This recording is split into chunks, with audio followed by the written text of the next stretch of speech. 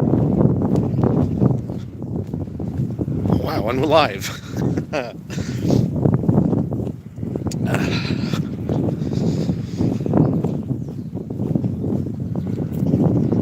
Well, good to be out this time of the morning, especially today.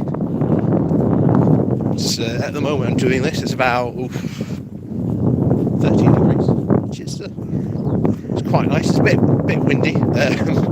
For those of you telling me to get a mic because this is a bit windy, don't worry. One is hopefully on the way. So next time we do this, hopefully that should fingers crossed eliminate the wind issues. But yes, that is that microphone, that little lapel mic for me is on order. So hopefully next time we do one of these streams, we'll be able to get some good audio. Hopefully it's not too windy. But other than that, good morning to everyone who's joining us at the moment.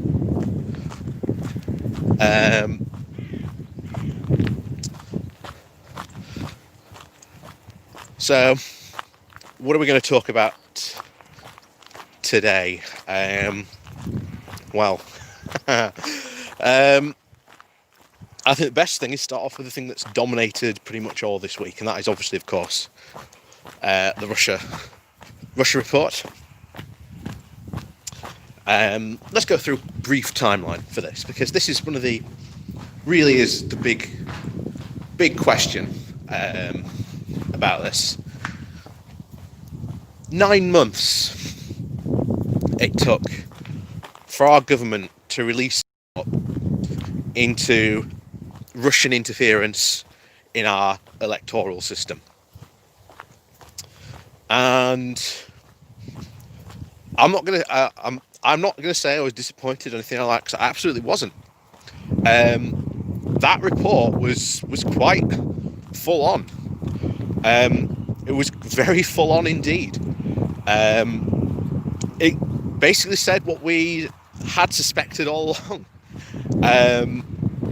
That yes, there was indeed Russian dark money coming into our country and interfering in our politics, from Russian oligarchs interfering and buying influence with our politicians, social life, and even businesses.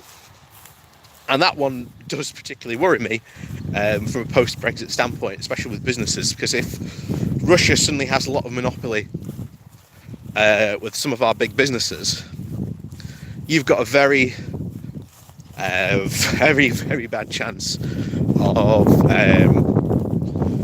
Russia essentially just coming through and saying, oh yeah, if you don't do this, we'll just pull all this investment, and then your country will be, or certain areas will be, without a couple of thousand jobs. That, to be honest, is and always should be quite worrying to anyone in any country that potentially could do that. And we know Vladimir Putin is not against using economic means to try and threaten countries. You may remember a couple of years ago, during the whole Ukraine crisis, he threatened to essentially cut off all Russian gas to Eastern Europe, and that massively affected places like Poland, Ukraine, Latvia, Lithuania, all those upper Eastern European countries. And we've got to think of what is his endgame. And the endgame at the moment is he can't gain power militarily. He can't really gain power diplomatically. So what best way to go and affect countries other than to just bring them down to his level?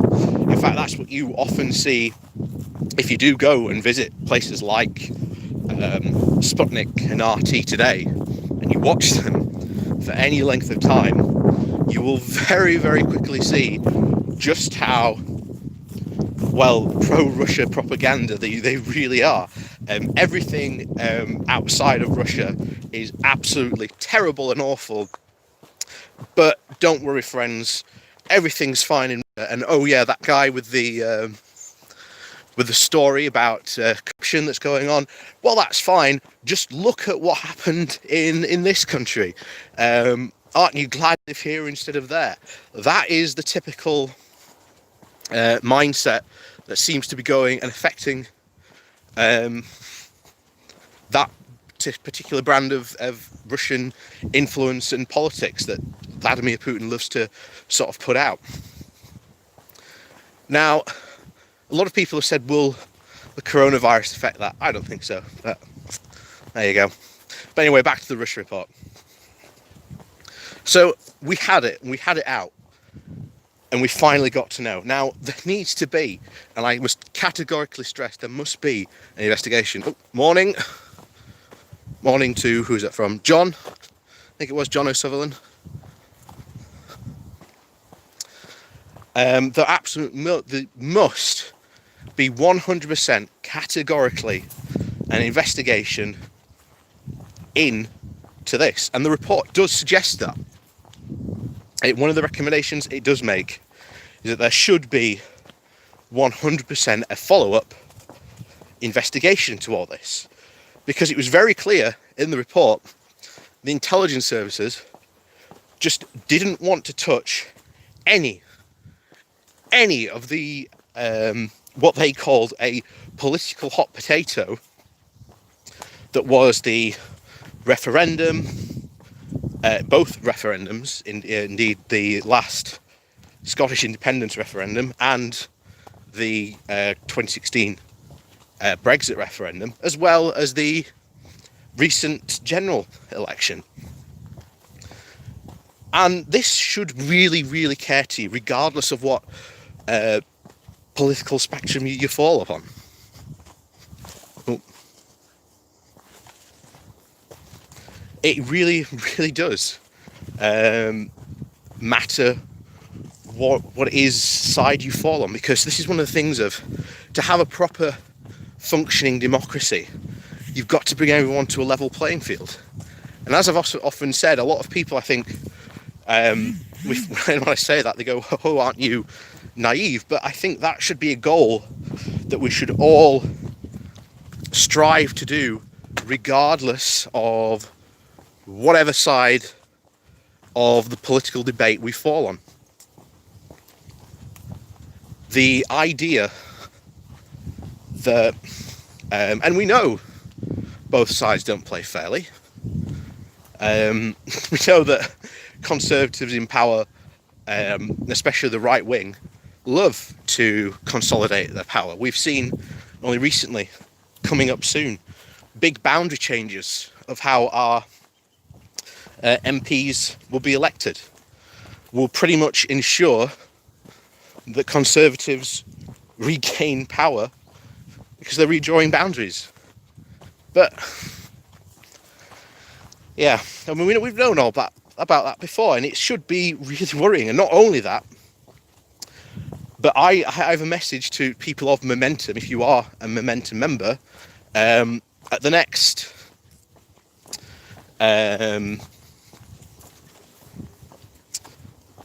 next Labour conference, you should absolutely all go ham wild on the upper echelons of the Labour movement, all the upper echelons who, admittedly, in leaked comments and reports, said, we don't want to support Jeremy Corbyn, hence we are not going to support certain MPs because they support him, and as a result we're not going to give him, those MPs, money to be able to campaign effectively.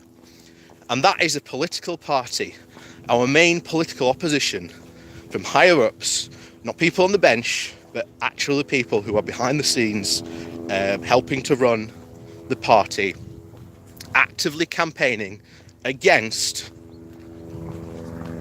the man in charge. That should be absolutely shocking. Again, regardless if you are a pro Momentum, you don't like them, whatever, you should be 100% against this. 100% against this. Oh, we've got a helicopter going overhead. Oh.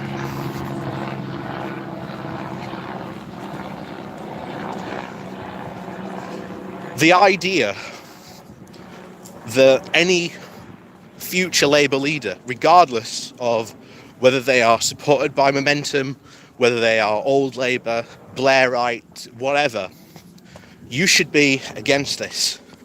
So a platform of reforming the upper echelons of the Labour Party and making sure that all candidates are properly funded is an absolute power move Momentum can play, because no one should disagree with it. Essentially, there is absolutely no one, regardless. And if you run it as a bipartisan campaign movement within the Labour Party, there is no way that doesn't get passed at the next conference without some definite serious consideration and serious talking. There's no way that doesn't happen.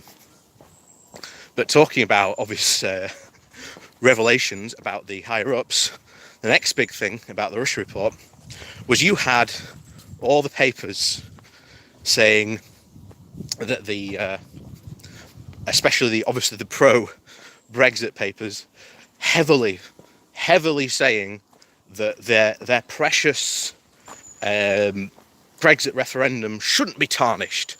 How dare you tarnish our beloved deity and almost shrine in such a way, because that's how bizarrely the referendum is come to be treated. And it's just like, that's not how you should be looking at something like that. Democracy is not set in stone. It never ever is, unless you want to elect a dictator for life. But then that's not how how democracy should work or even function. And of course, we had the unbelievable gall of someone like Aaron Banks demanding and even launching a legal campaign to try and ensure that he got first read of it. Oh, morning there to Robin.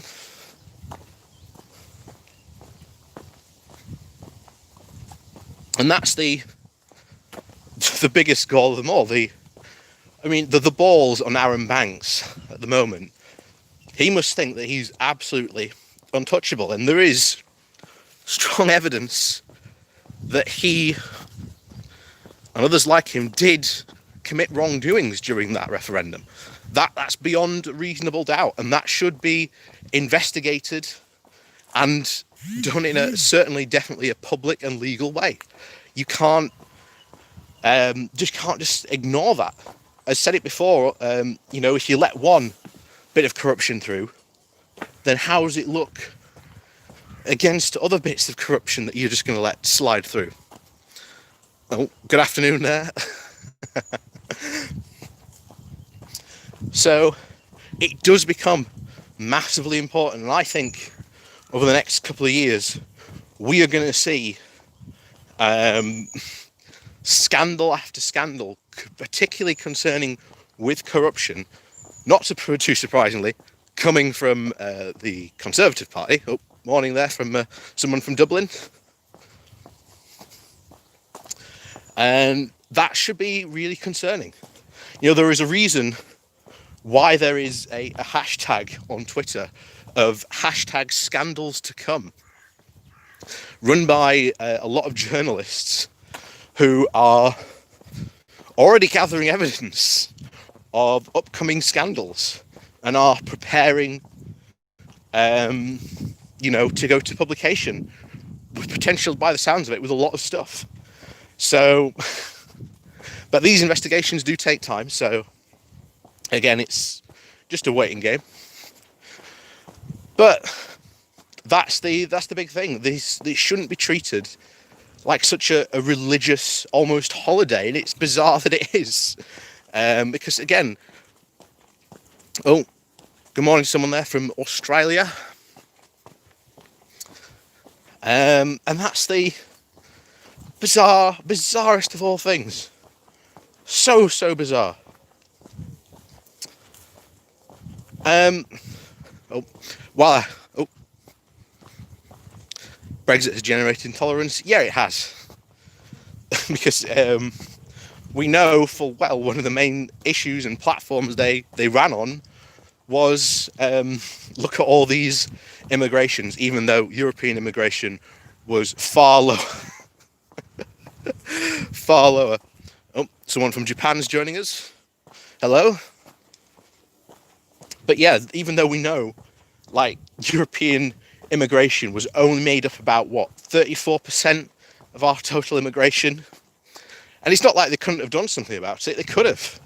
There were rules, especially, good morning there, there were rules, especially that we weren't using, that other European countries were using to manage European level immigration. Oh, good morning there. Oh, thank you very much for the super chat as well. And that's where we are at the moment. It's so bizarre. And you are right, it has split the country. You look at all the individual results. They were all pretty much either like 50-50 or there were some that were like 10 points ahead. You know, my own hometown was about I believe at the final count we were something like 70-20. But I can fully understand that coming from this town. You know, this town, there is a lot of racism. And it's unfortunate. It really is. You know, lots of very, very anti-European, anti-Polish immigration rhetoric that not only dominated prior to Brexit, but even dominates now. As I said, there was a rather infamous incident that didn't really get a lot of news attention nationally about a young girl who went out and claimed that she'd been sexually assaulted, and the description was that he was Polish. Now it turned out she was lying, of course, but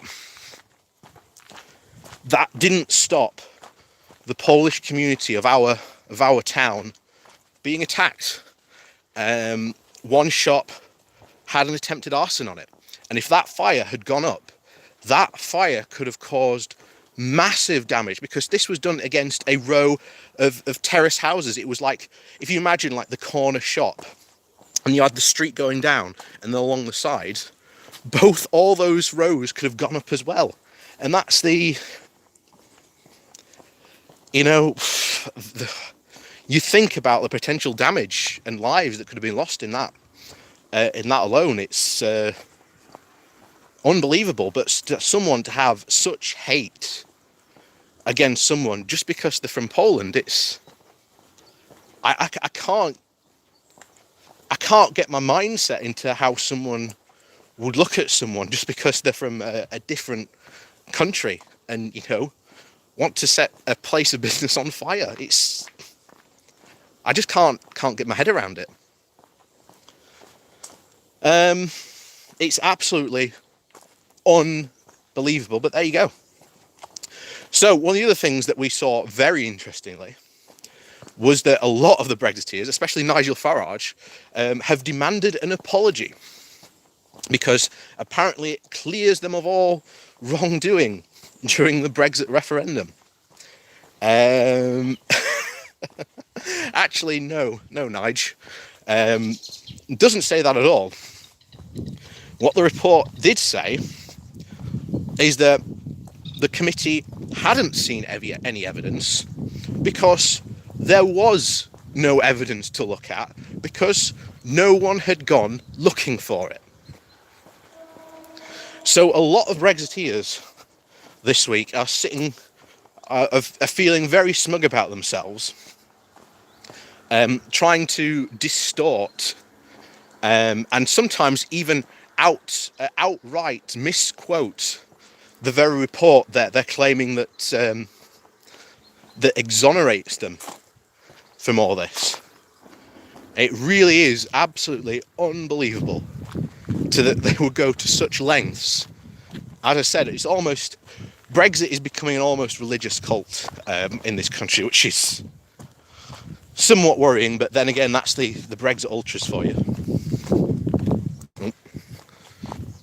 Someone commented there, hold on. I'll get so I can actually read it, because the sun's far too much on the screen.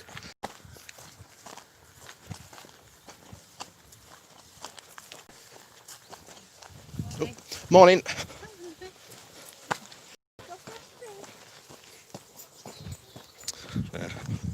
Oh, that's, so I missed that completely.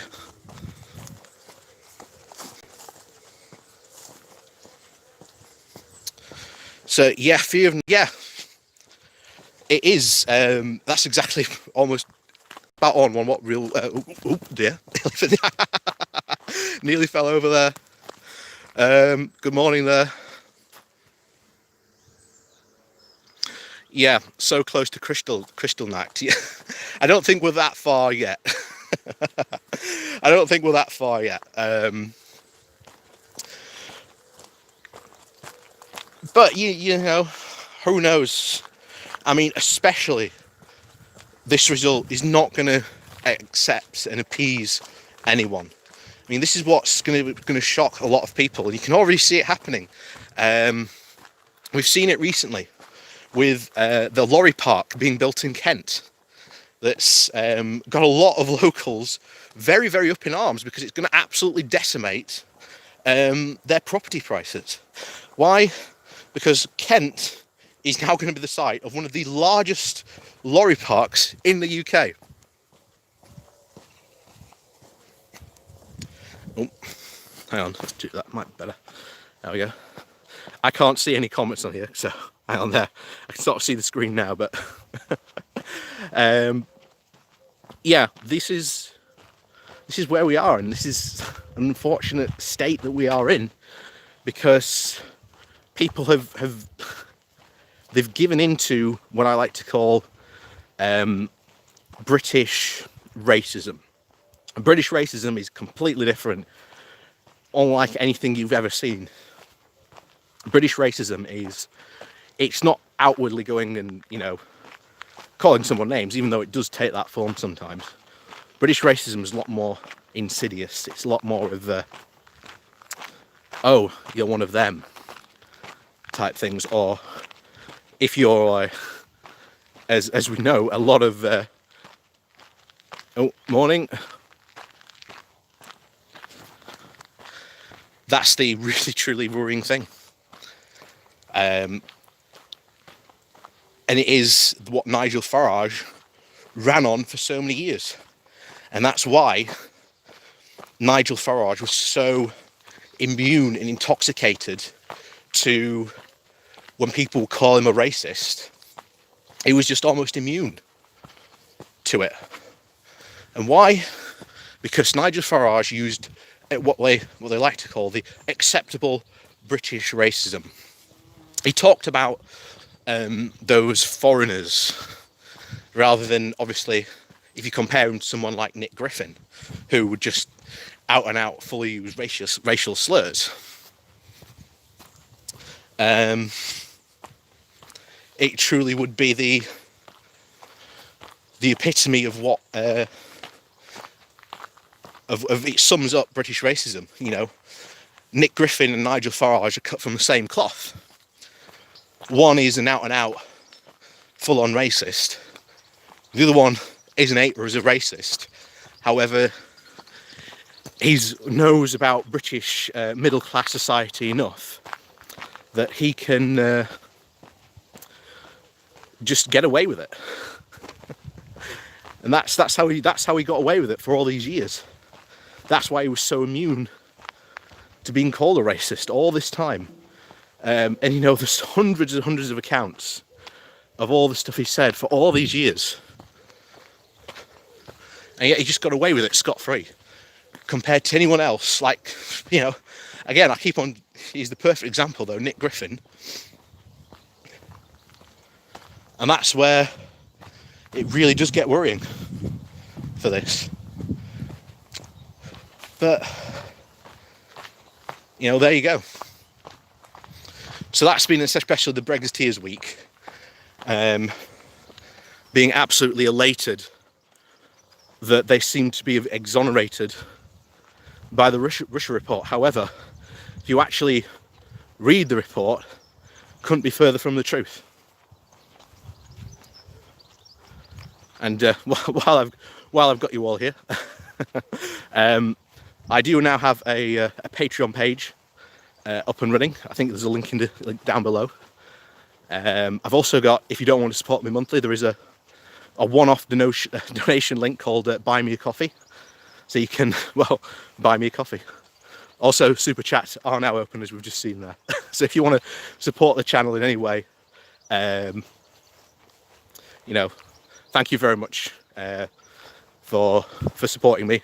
Even if it's just a like and a share, as far as I'm concerned, that's just as good as getting £1 from one of you. If not, probably even better. So, that's been the main thrust of this week, the Russia report.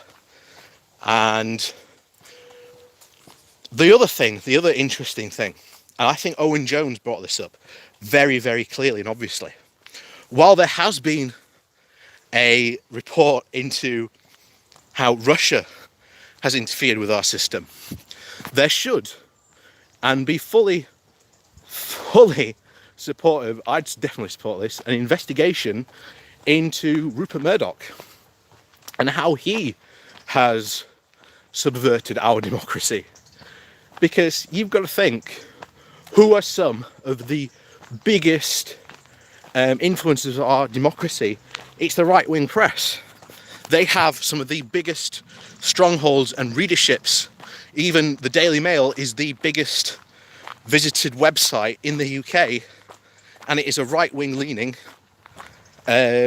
news source. How come there hasn't been an investigation into what's been on with Rupert Murdoch and how he has interfered in our elections? Not only just the previous elections, but pretty much every election since he's really come to somewhat prominence, going all the way back to, the 80s. There should absolutely be an investigation into that. 100%. I mean, it's sort of shocking that it's been said before, Rupert Murdoch could have stuff on an MP and he could get away with it. Well, hang on, I'll tell you what, we're going to turn around here, go a different way. And yeah, he could get away with it. He could just go, look, if you start saying these talking points, those embarrassing photos won't surface. What's that? Oh, God damn it. Rupert Murdoch and Koch brothers, yeah, exactly the same. That's what is so worrying. You can talk about Russia all you want, and yeah, it's really valued to talk about. However, you want to talk about who has had the biggest influence on our electoral politics for at least the past 2 decades. It is Rupert Murdoch. Why hasn't there been an investigation?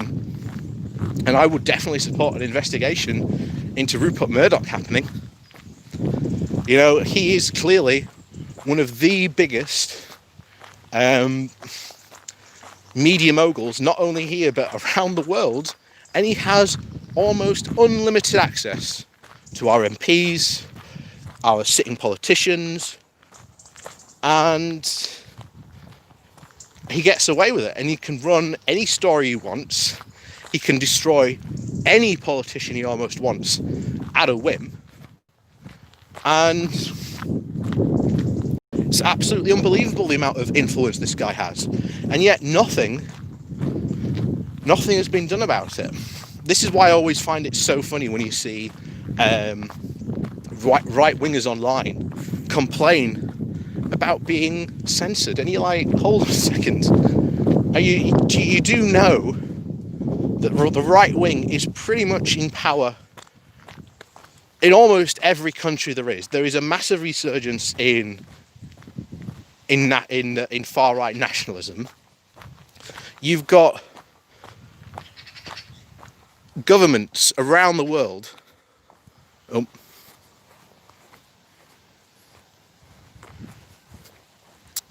Go away. There we go, that's better.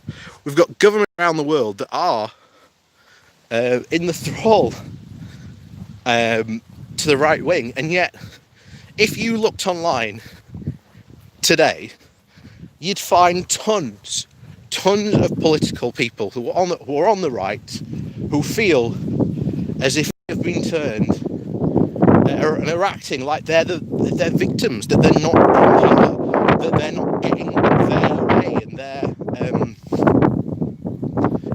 their plans seen to. It's just absolutely unbelievable when you think of it in that sense. The pandering, especially, is completely unbelievable. But that just shows you the power that the right wing currently has at this moment in time. And that is something we need to find a way to break. And the only way we're going to break that is to have to actually get into power. And of course, the right wing has made it incredibly hard for leftist groups to get into power. But,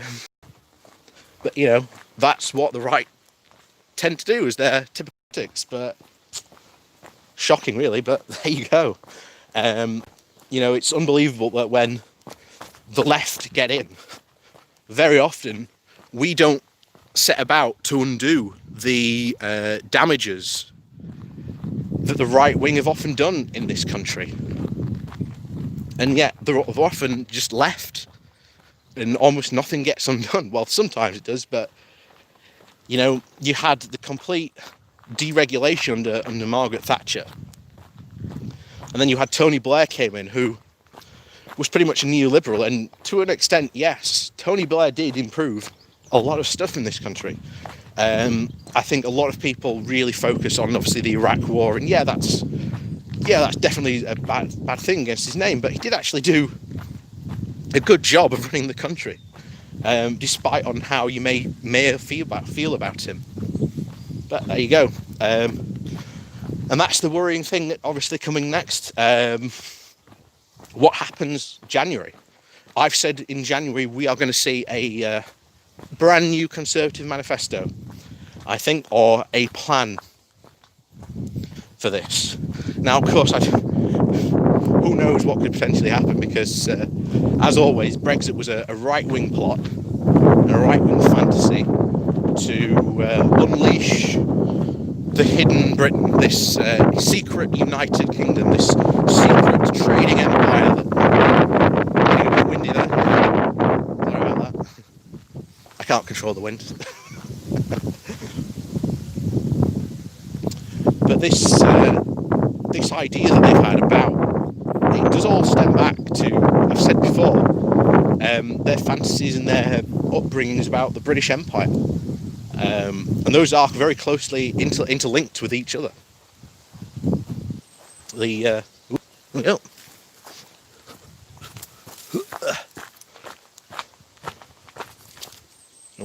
Now let's see if we can cross this bridge successfully. There we go. Hey, we cross. And that just goes to show you the ultimate power. In fact, a perfect example, something again that happened this week, and something that we should be really, really worried about, is look at the ERG. The ERG they were quite a strong force in the Tory party, always a thorn in many a leader's side, dating all the way back to Margaret Thatcher. And indeed, many of the current ERG members shall we say, rebel veterans that, again, have their credentials dating again back to people like John Major. So you had them pushing for years, this tiny group of MPs, this 13 MPs in a party, pushing for a referendum for years that at the time, if you took a public vote on it, no one wanted, no one was interested. In fact, no one wanted a referendum on Europe.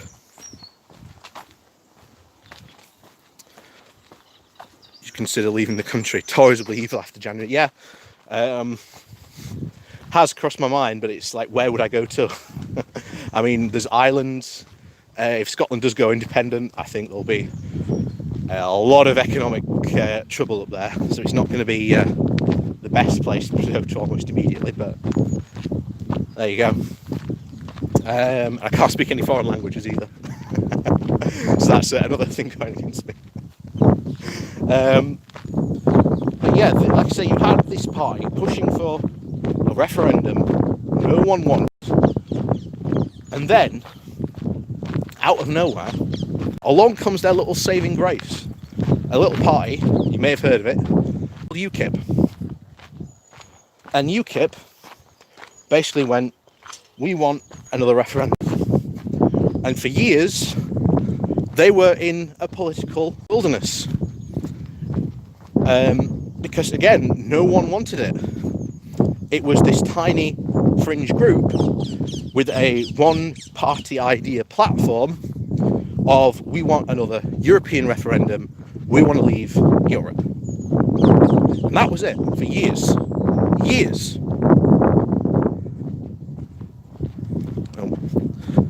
And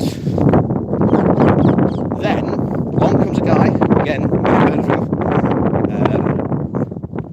a guy called Nigel Farage. Nigel Farage, Nigel Farage, of course. And Nigel comes along and goes, hey, we shouldn't be a one message party. We need to be a unilateral party that promises more than just one thing. So what did Nigel do? He took the genius idea of, if you can't come up with your own policy decisions, well, just go and steal someone else's. And Nigel and the UKIP, if you look at all their manifestos, all under him, were all unanimously saying and copying the Conservative Party, which now leads us in to our next stage of this whole thing, about how right-wingers have this unbelievable power. Think about it now. You're the Conservative Party, and all of a sudden you've got 13 MPs saying,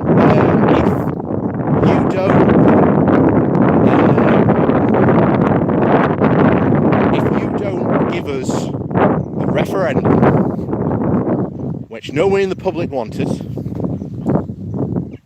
we will walk over to UKIP. And that was for years what helped sustain the ERG. That's what gave them so much power. And then, of course, this comes to head under, especially the coalition. The ERG were an incredible force against Cameron in the coalition, which is what finally made him go for a referendum. Not only that, but you had the interesting situation of that UKIP was stealing votes from the Conservative Party, because what they were doing was they were just, again, stealing the Conservative manifesto, and in some places just going even more right-wing on the points. And, you know, Nigel Farage was really embraced populism. This whole idea that immigration into the UK was out of control. Nowhere was. There was no information to even support what he was saying. This country, and as we're about to find out, is going to suffer incredibly bad from leaving the European Union. And yeah, January 1st, my friends, it's going to be chaos. And trust me, that chaos is going to kick around in and around October. Like I say, Halloween's going to be fun this year. So now you have this party, this big, major political party that has a party within a party, as it had become to be known by that time. And that was the ERG, supporting unlimited, pushing even more hard right Tory policies, essentially just copying UKIP.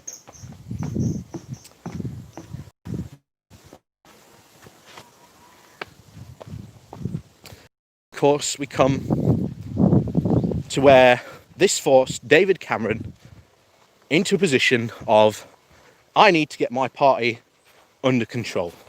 These people have gone out of control, they're not listening to me. I need them under control. Cameron needs to get the horse back underneath him. And of course, he gave them what they wanted. That was 2016 referendum. And of course, we all know how that went. And of course, if you look at polls today, many Britons are now unanimously supporting staying in the European Union. To anyone's surprise, no.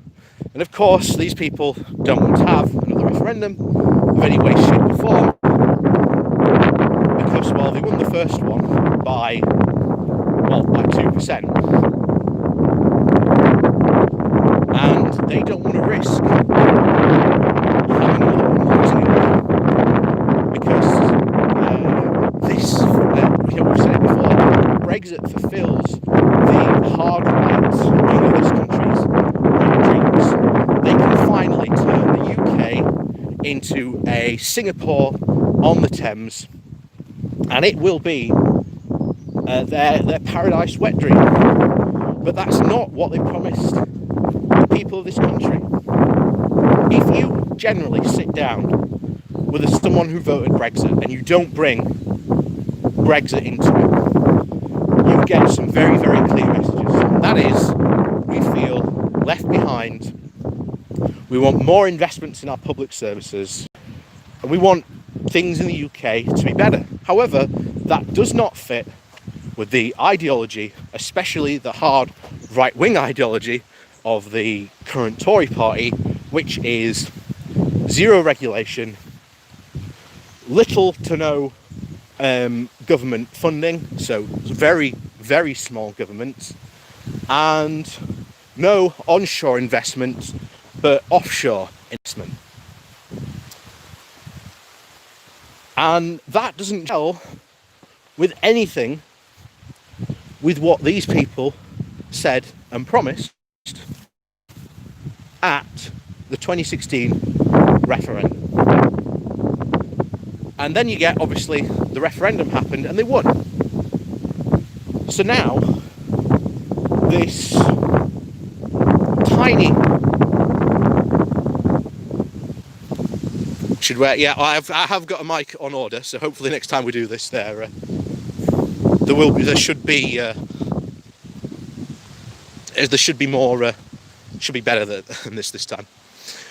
But now you get referendum happened. Of course, Cameron leaves, but at that time, all Brexit options were on the table, and that's important to note. All Brexit options were on the table. And of course, you had the election where essentially Theresa May was chosen as the sacrificial cow. No one wanted that job. No one wanted to be the Prime Minister that took the European Union out of this country. It would have been, they know the absolute uphill battle it would have been. That's why David Cameron could have, on that morning, walked out and said, yeah, we hear you. However, I'm not going to honour the result. He didn't have to. It was a non-binding referendum. I want to point that out. because Brexiteers don't seem to understand that, and that this was a non-binding referendum. So he could have walked out that morning and gone, yeah, you only won by 2%, so I'm not going to give you the, we're not going to leave the European Union because there wasn't enough overall public support for it. He could have walked out. Now, thing is, the ERG at that point, I'm sorry, it's probably awfully windy at the moment. The ERG at that point was easily in massive control and power. At that point, after winning the referendum, Cameron had pretty much handed to them the party. They owned the Conservative Party lock, stock and barrel, and they could make all the threats and demands they wanted in abundance, and they did. And they held Theresa May hostage throughout her entire career and tenure as MP. And it all starts with the act to trigger Article 50. Because think about it, the referendum has just been won on a platform where Boris Johnson and lots of even Brexit MPs, such as Daniel Hannan, said that leaving the single market and the customs union was not on the table, that they just wanted to leave it politically, but they wanted to stay in the single market and customs union because they realised how valuable it was to us as a country. Now, what happened next was a full-on blitz and tactical campaign to get the Article 50 triggered as quickly as possible. And there was no debate had about what type of Brexit it should be. There still hasn't been a type of debate of what Brexit should be and what Brexit actually is as a physical form. It has no policies, it has nothing. It is still, as always, just this idea with very, very nebulous concepts.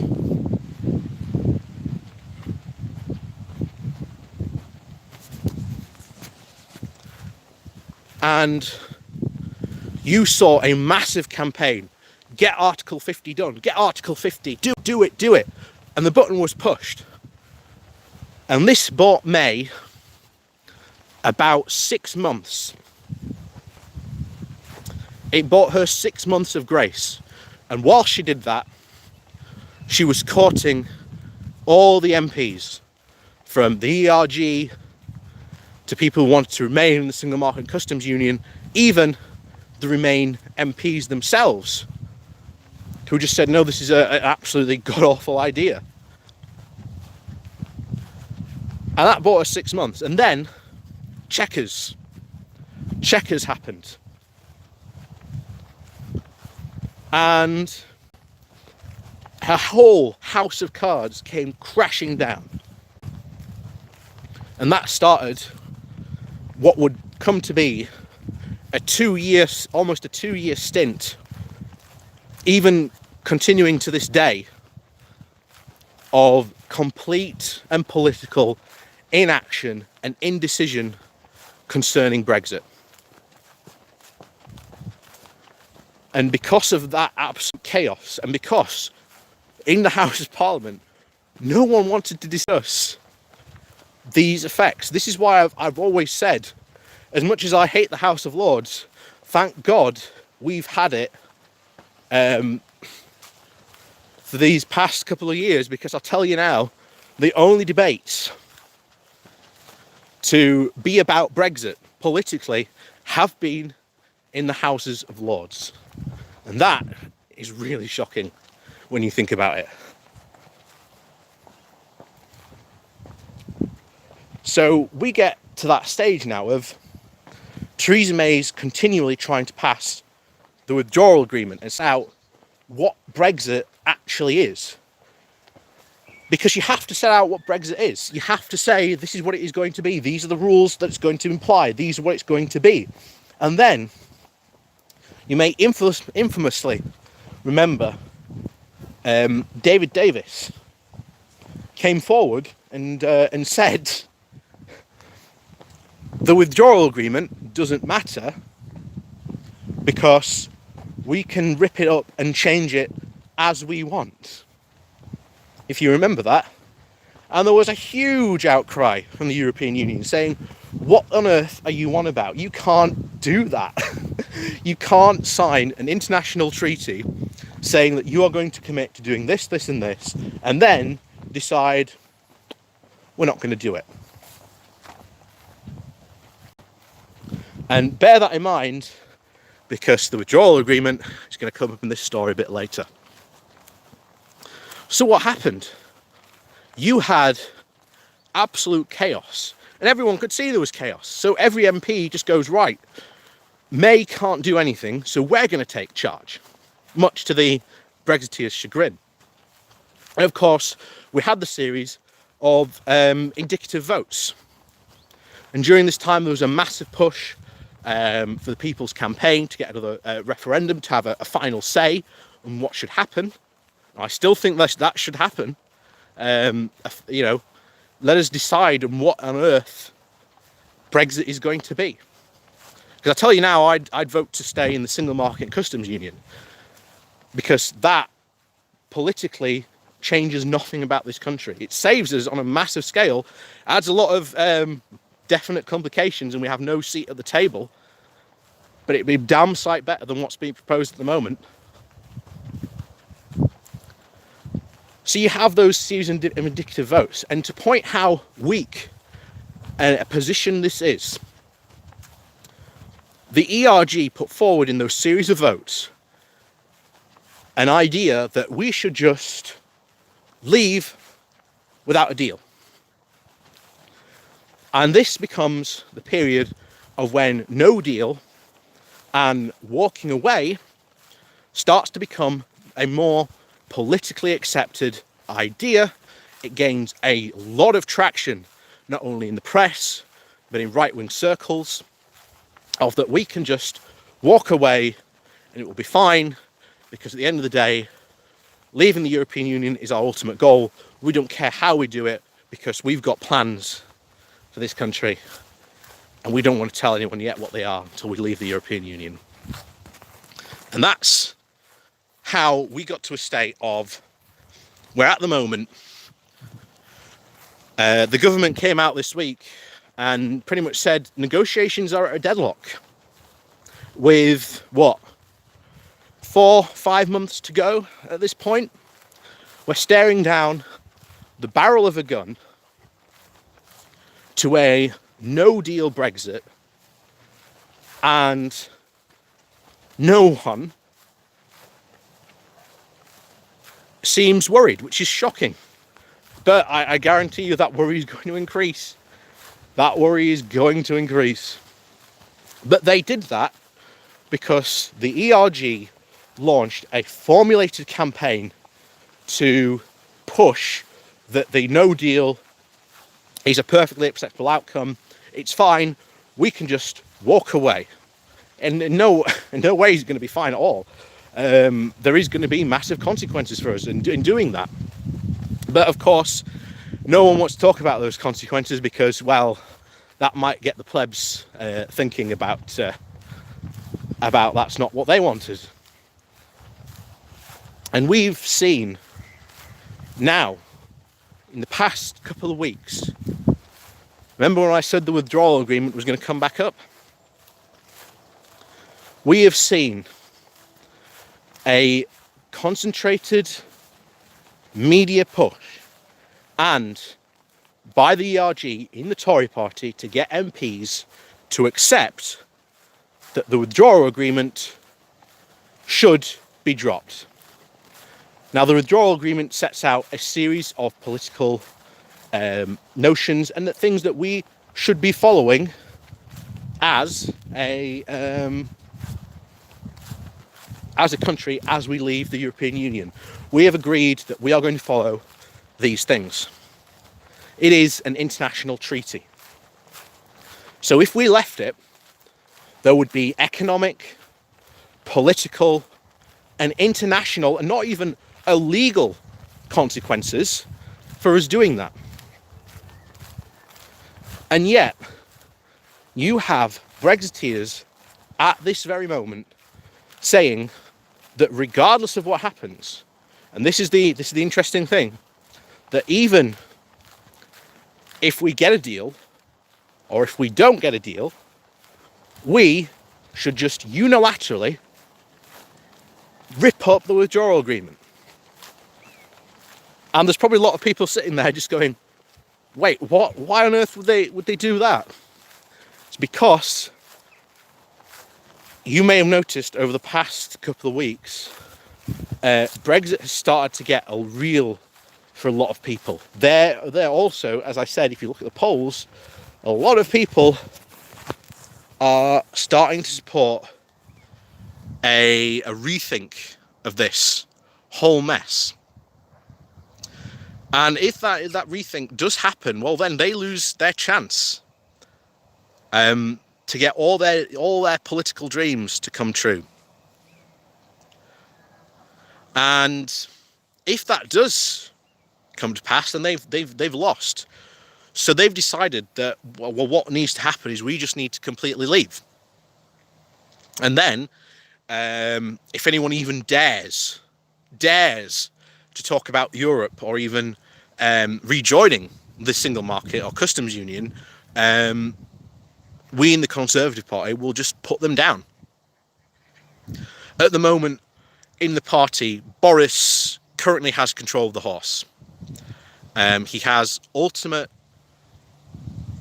control of it. He's riding high on the Conservative horse. There is no getting rid of them. He's got them well under control. However, you saw recently where Chris Grayling tried, and this is even bizarre. This guy has failed in every single ministerial position he has ever held.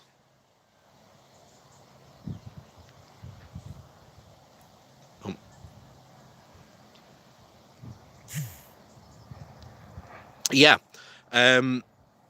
staying in the old ECC. Well, even they were even against that, because if you remember, these people are the leftovers from that vote. Those are the people who are voting no to join the common market. That's where UKIP and British Euroscepticism starts. This is why I've always said you've got to separate British Euroscepticism from European Euroscepticism, because British Euroscepticism is very unique in the fact that not only does it not want closer political union. Good morning there to Skyblaze. Not only does it not want closer political union, it also wants out of the single market and customs union, because these people are what they have dubbed themselves Thatcher's children. They want to finish Thatcher's revolution. They saw it as completely incompatible with Thatcher's ideology when she joined the customs union single market and the ECC as it was known back then. They want to finish her deregulation campaign and mission. That is her goal. Oh, good morning there. That is their goal. That is their mission. They have a very clear set out idea. And if you were to put this idea to people of what they wanted to do, there is no way in hell people would vote for it. No way in hell. The good thing about the coronavirus as well is this has changed a lot of people's politically. This is why I said a while ago, Brexiteers are flipping out, because this is causing a massive change in the way people see. This is creating a softening in politics, and people don't want to see other people suffer. They've seen all this, the chaos the coronavirus is causing, and they don't want it to continue. They want to see a better United Kingdom. They want better public services. These ERG, as the Conservative Party is now, it's pretty much run by them, and it's you can call it the Tory Party all you want, but it really is the ERG that's now running the show. And as long as Boris has their backing, he will do all in his power to keep them on board.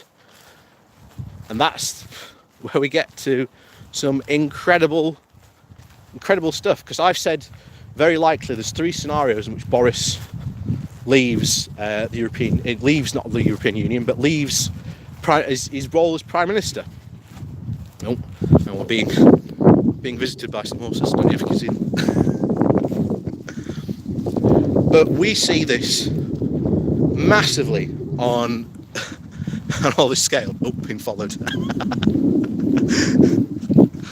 The Brexiteers. Yeah, but we see this constantly on from this side of lying about what they really want and what their true political ideology is. And you saw recently the vote which pretty much secures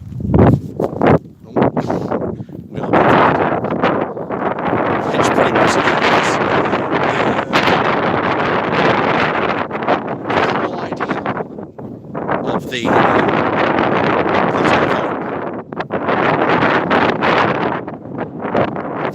recently amendments to try and protect the NHS put forward by Labour and Green Party lawmakers to take control so that Parliament has final say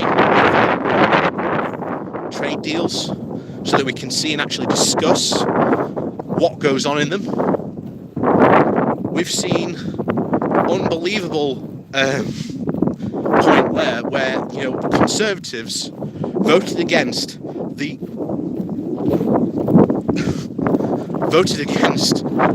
core idea of the European Union, and that was the core idea of the NHS, and that is for it to be free at the point of use.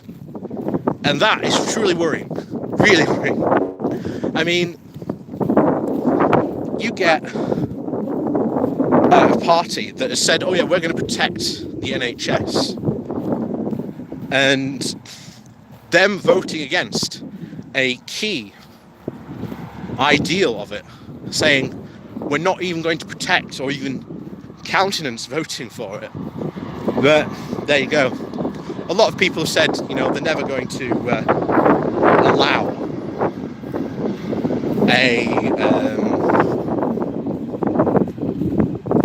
essentially allow what is an opposition bill through the House, and I sort of agree.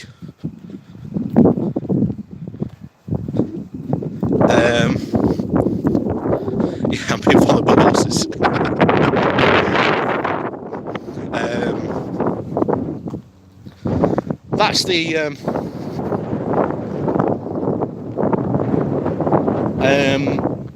That's the big thing that's really worrying. And all of Boris's front bench have all said in one way, shape or form, they do not want the NHS to be public anymore. They want to privatise it in some way, shape or form.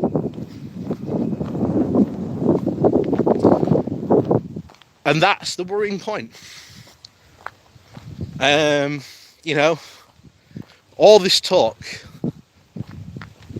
and propaganda of taking back control and sovereignty went years ago. It's just a really good phrase you can just fling out when you want and say and say what you want. But oh, here they are. Still being followed.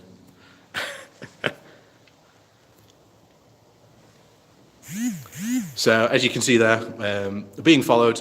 So thank you to everyone who's joined me today. Don't worry, have got a microphone coming. So hopefully we'll see you soon. But like I say, we're not taking any horses home today.